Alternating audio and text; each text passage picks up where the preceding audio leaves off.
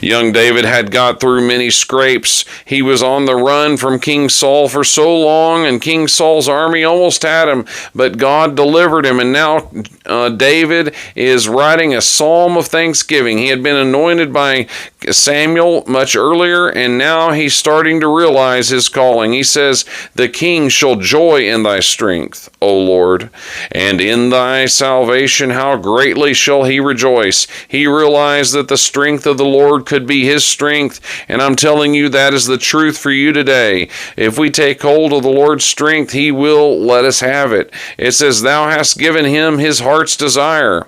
When we get a new heart from Jesus, when we get that new covenant promise, our heart's desires change. And those are prayers he's willing to answer. You want to be a less selfish person?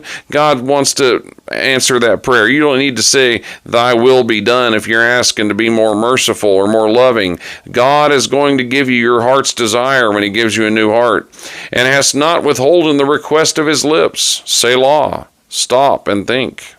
"For thou preventest him with the blessings of goodness, and thou settest a crown of pure gold on his head.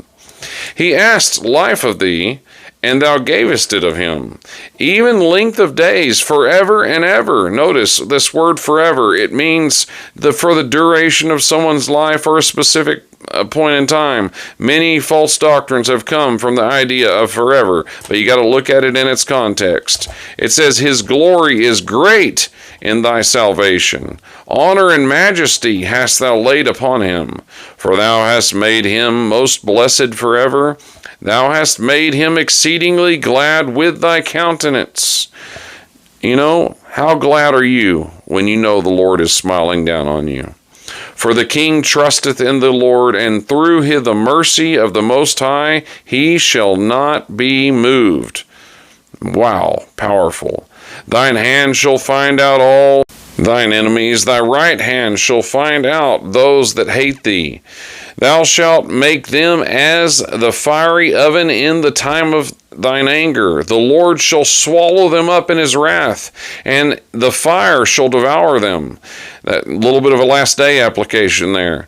Their fruit shalt thou destroy from the earth, and their seed from among the children of men. One day there will no longer be sin or sinners, for they intended evil against thee. They imagined a mischievous device which they are not able to perform. Let me tell you, if you're in Jesus Christ, his enemies are your enemies. "Therefore shalt thou make them turn their back, and thou shalt make ready thine arrows against the strings in the face of them. Be thou exalted, O